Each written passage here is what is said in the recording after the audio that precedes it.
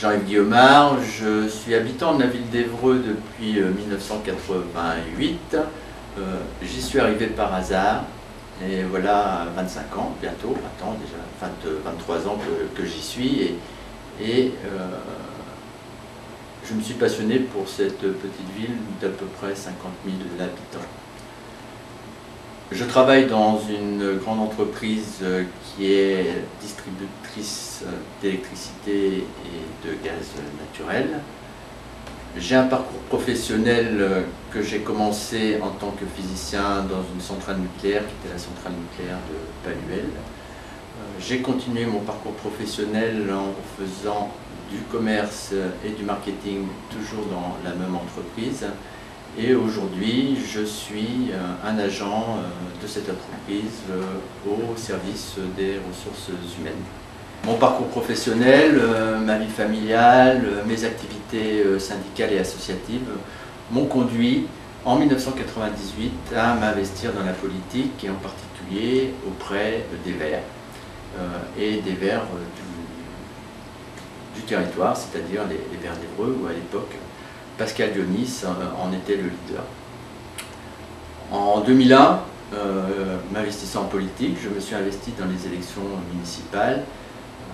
Nous avons commencé à réfléchir à un vrai projet pour la ville d'Évreux. Les Évroïciens ont, semble-t-il, apprécié notre démarche puisque nous avons recueilli un score qui était plutôt important pour un mouvement comme le nôtre, à savoir plus de 16% sur la ville d'Évreux. Et cette idée de réfléchir à l'avenir de la ville et de proposer un projet pour les Évroïciens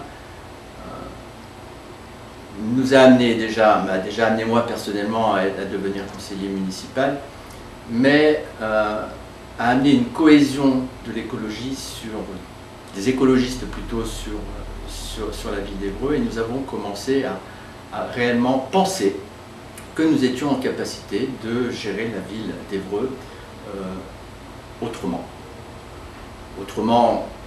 qu'à travers les politiques de Roland Plaisance, qui a été pendant 24 ans le maire d'Évreux, mais aussi autrement que M. Debré, qui est resté très peu de temps, bien sûr, à Évreux, mais qui avait une politique complètement opposée à la sienne, mais une politique qui négligeait, à notre avis, l'aspect environnemental. Et depuis quelques années, beaucoup de choses ont changé. Certes, politiquement, la ville est repassée à gauche, avec un candidat dissident, mais qui est censé appliquer des politiques de gauche, et je suis un homme de gauche. Mais la conjoncture est là. Une crise, bien sûr, environnementale. Nous essayons d'alerter la population depuis de nombreuses années, mais aussi une crise sociale qui a débuté à peu près dans les années 2000. Je ne reviendrai pas non plus sur les émeutes des banlieues, dont Évreux aussi a d'ailleurs été victime, mais aussi une crise économique. Et d'une petite ville de 50 000 habitants qui semblait avancer tranquillement, avec une ville qui avait d'ailleurs la réputation d'être une des villes les plus vertes de France, avec ses nombreux espaces boisés, et en particulier la forêt de la Madeleine, la forêt de Saint-Michel, et également toute la vallée de Liton, avec en particulier toute la vallée qui rejoint d'ailleurs les usines de Navarre, faisait que nous étions dans un cadre que certains d'ailleurs qualifiaient d'idyllique, le tracé d'une voie verte, qui avait pour ambition de relier le quartier de la Madeleine au sud de la ville d'Évreux, au quartier de Saint-Michel, c'est-à-dire au nord d'Évreux. Mais la crise économique est là. Les entreprises commencent à fermer. La ville, qui était une ville qui s'appuyait énormément sur l'activité de l'imprimerie, mais aussi l'activité pharmaceutique, qui avait aussi d'autres structures, d'autres entreprises, telles que Philips, qui était grand générateur, et Télémécanique d'ailleurs aussi, qui était grande génératrice d'emplois, ont fermé.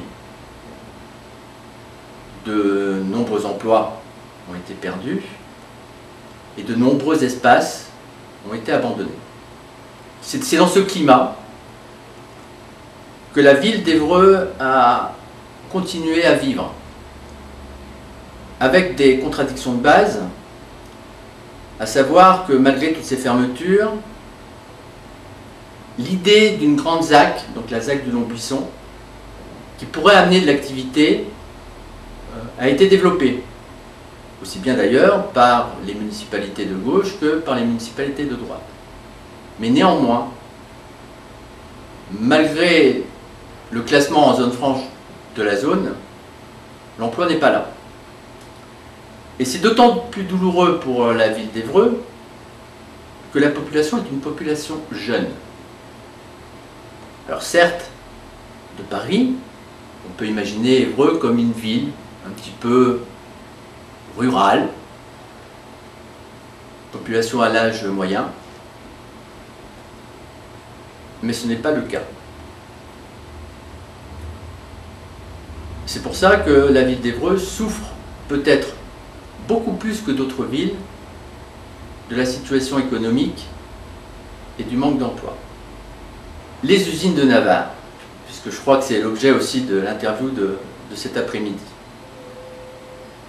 Bien, les usines de Navarre, imaginez que la ville se soit en fait développée autour de son activité. Et en 2002, les usines de Navarre ferment. Pour deux raisons.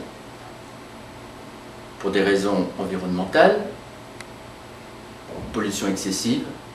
Je ne reviendrai pas sur le combat que nous, écologistes, avons mené avec l'Association pour un environnement meilleur à Navarre, pour justement mettre aux normes les usines, ou bien être obligé de les fermer, ce qui fut le cas, puisque l'usine avait déjà de grandes difficultés financières. L'espace des usines de Navarre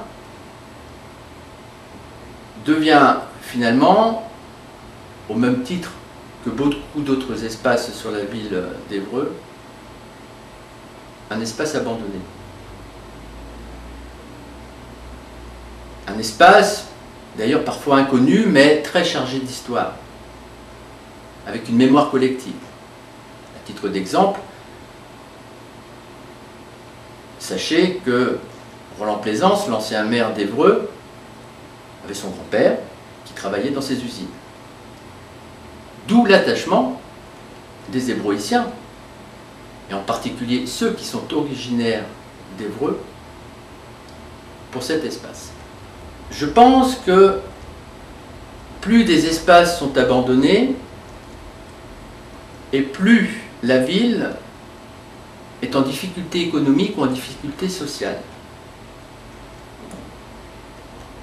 Ce sont des trous.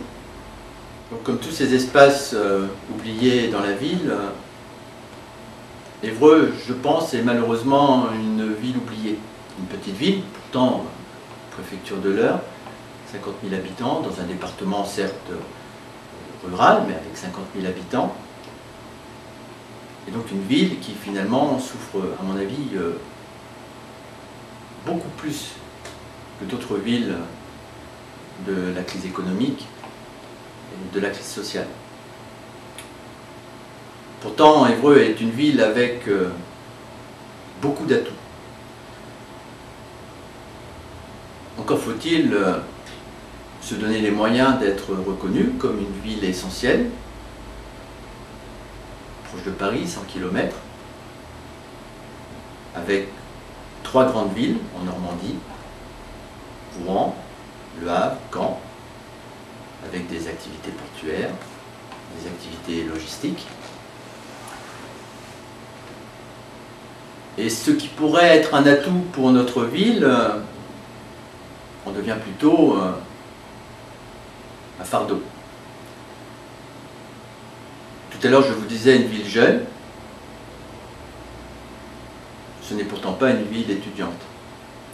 Les étudiants vont sur Caen, même les Évroïciens, ou sur Paris, ou un petit peu plus près, sur Rouen, avec d'ailleurs des transports en commun qui laissent à désirer, une seule ligne de bus, quelques bus dans la journée, des prix assez prohibitifs, et aucune volonté de faire d'Évreux un axe stratégique au niveau des déplacements.